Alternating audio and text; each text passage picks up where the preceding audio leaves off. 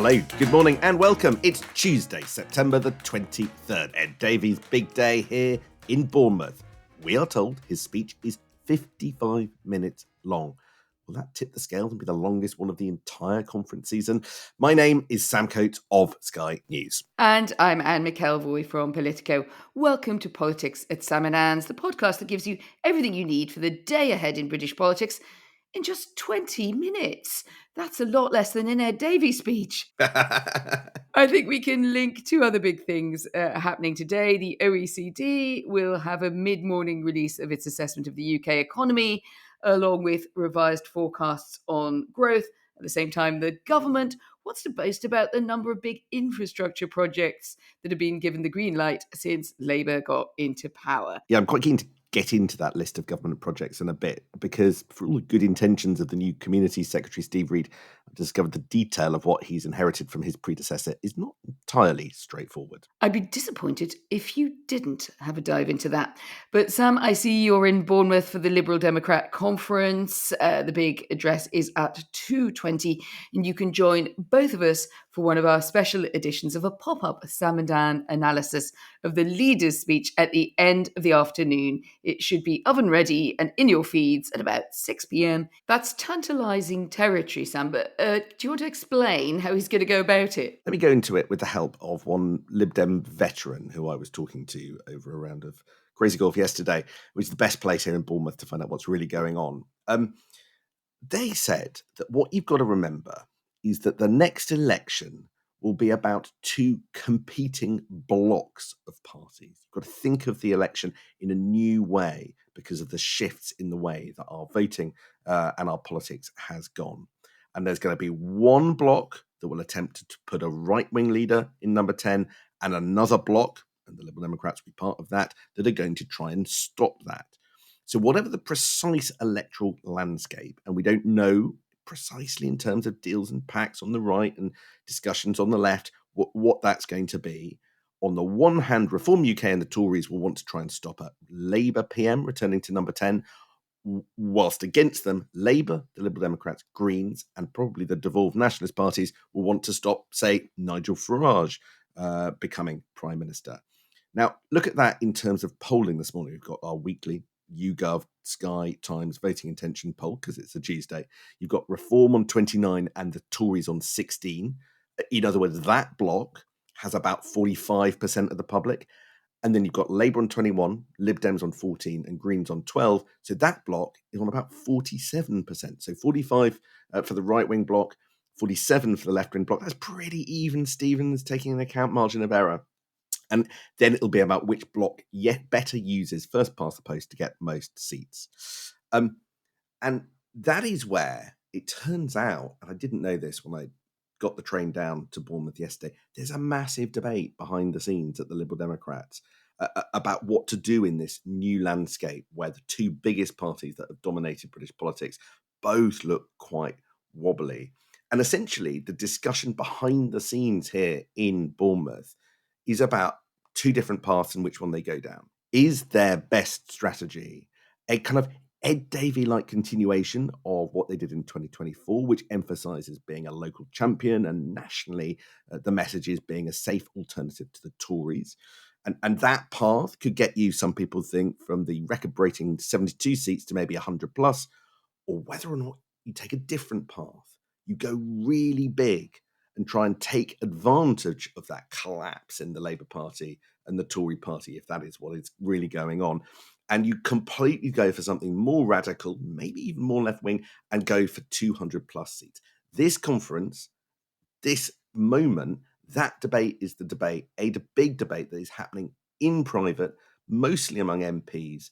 Now, Ed Davey's speech later today is pitched more at the first vision, the sort of incremental improvement, but insiders fully admit to me that they need to decide whether this is the strategy for the whole of the rest of this parliament up to the next election. That is a lot of intrigue for a Lib Dem conference. I congratulate you, Sam Coates, for getting that far. So a couple of thoughts from me on that. There's the steady as she goes path. You could see why Ed Davey might well say he's pretty experienced, right? And he's had some good results as always keep a hold of nurse. Like you may not get anywhere towards this really big target, and you could sort of get into a mushy middle if you fall somewhere between these two very different strategies.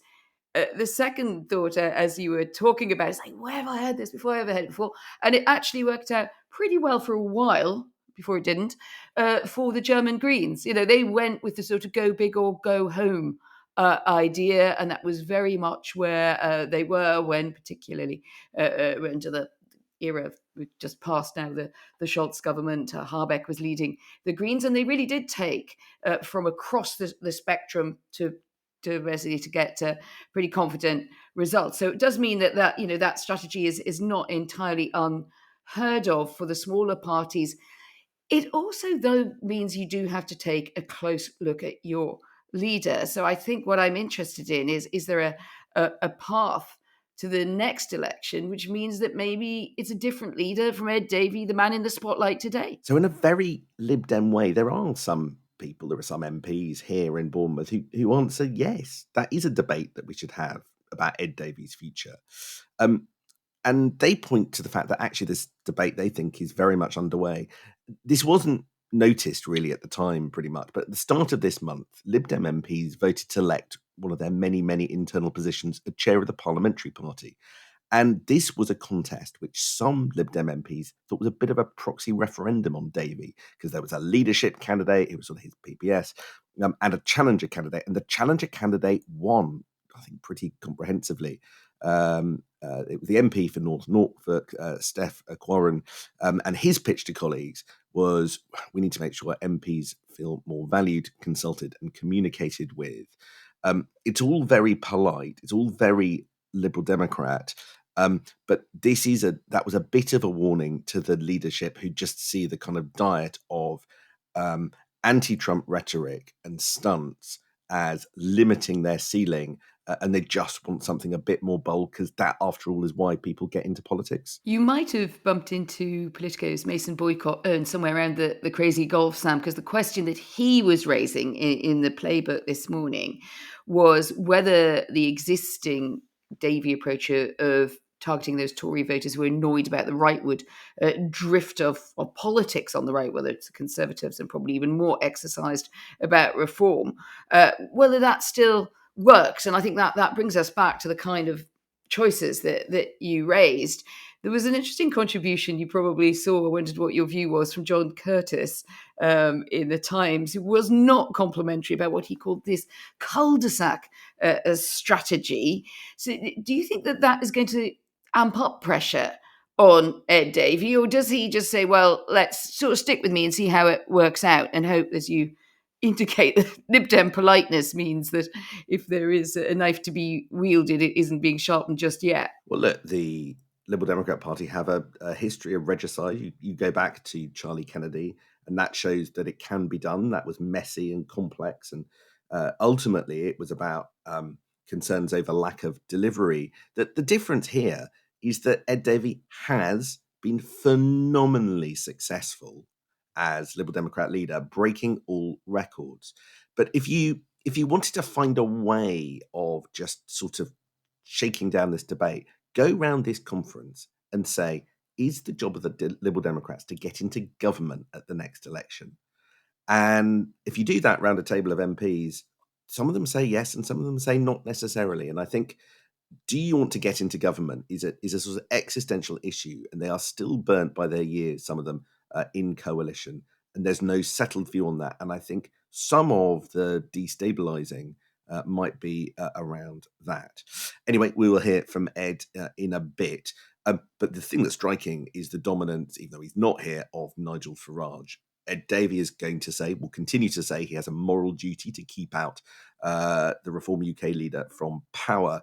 I think we should just, before we move on, just have a quick word about the fallout from yesterday's massive Reform UK announcement. It was definitely not all plain sailing for the party. Their announcement came under sustained fire. The costings basically fell apart because the research that they relied upon, it turned out, had been withdrawn. But Anne, you want to highlight another thing that that was not as it was 24 hours ago with that announcement. I think this is a textbook case, Sam, of what happens when, as reform comes more into the center of attention, everything it says is looked at very carefully by the other parties and are not simply dismissed as these are wild noises off from the Farage clan. So their figures are starting to come under the kind of scrutiny that are being applied to other parties or have been applied to other parties. And the one that stood out here was the Reform UK claim that 234 billion could be saved by banning foreigners from claiming benefits, and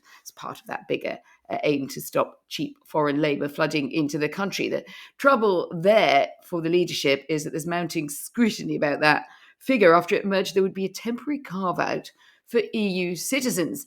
Now, we should be quite proud of ourselves here, Sam, because in the Sound and Fury yesterday, eagle-eared listeners might note that we did raise that question.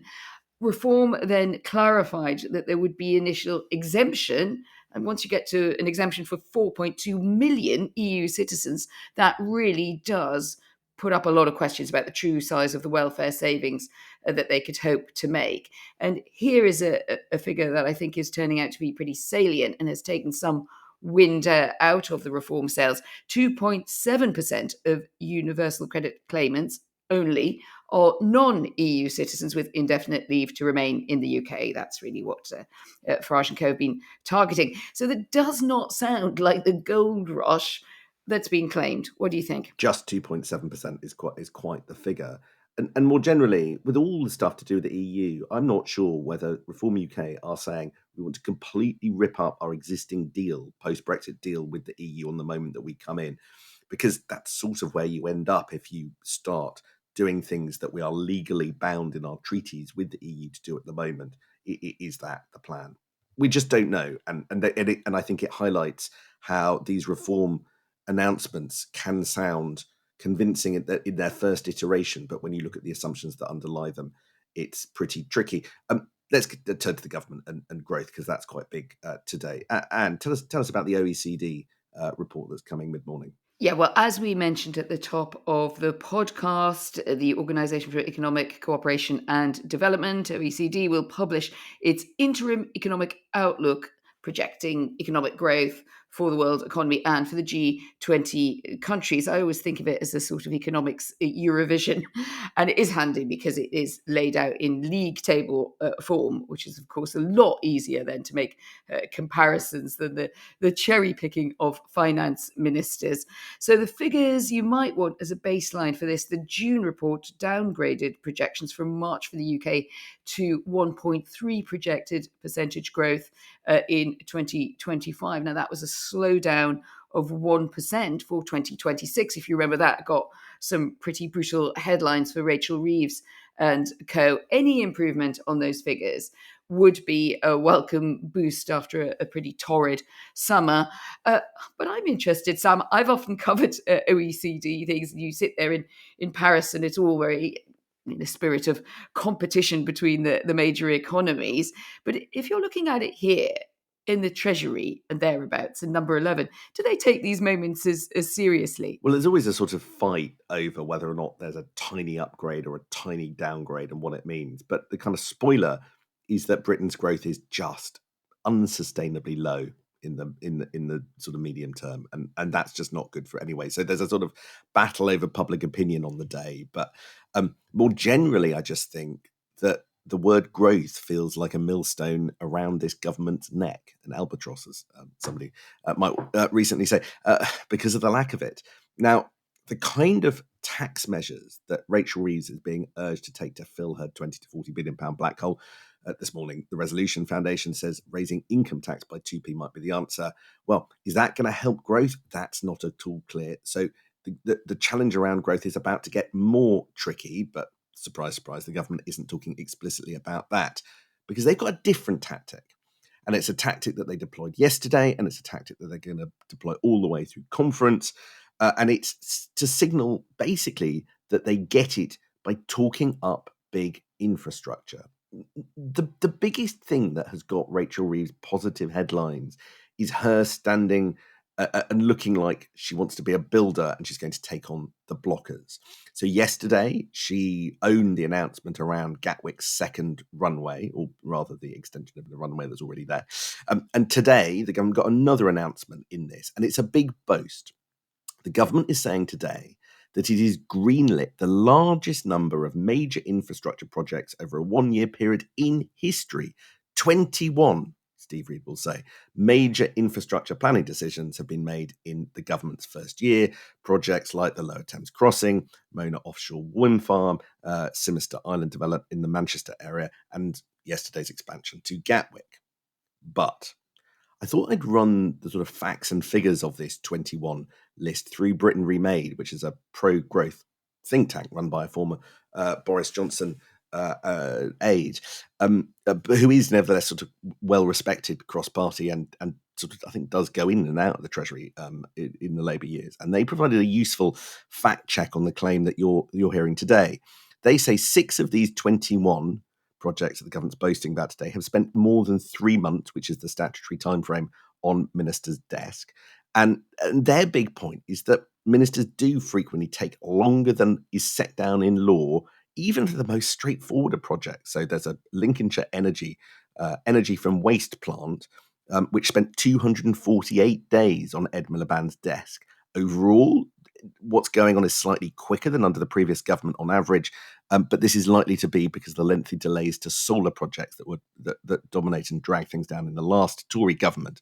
One more thing, one of these 21 decisions that they're claiming credit for, which is the Cambridge wastewater treatment plant relocation, has since been cancelled as the government was unable and unwilling to fund the cost rises. And I put this to somebody in government last night, that the 21 that they're talking about includes a cancelled project, and they basically coughed to it. They said it was approved, but then the water company wanted £400 million more on top of the original cost. We weren't going to do that. Okay, so it's not 21 then in any practical sense. But look, I think more generally, Steve Reed, the new housing secretary, new community secretary, gets this. His slogan is build, baby, build. And what we're talking about today is quite a lot of what he's inherited from Angela Rayner. Remember her. He's saying he'll pass new planning laws to make sure infrastructure is built if it looks like the existing system is going to slow it down. And he promises to speed through Gatwick and Heathrow runways by protecting them from legal challenges. So we'll see. I think it's a mixed picture, but this stuff is hard.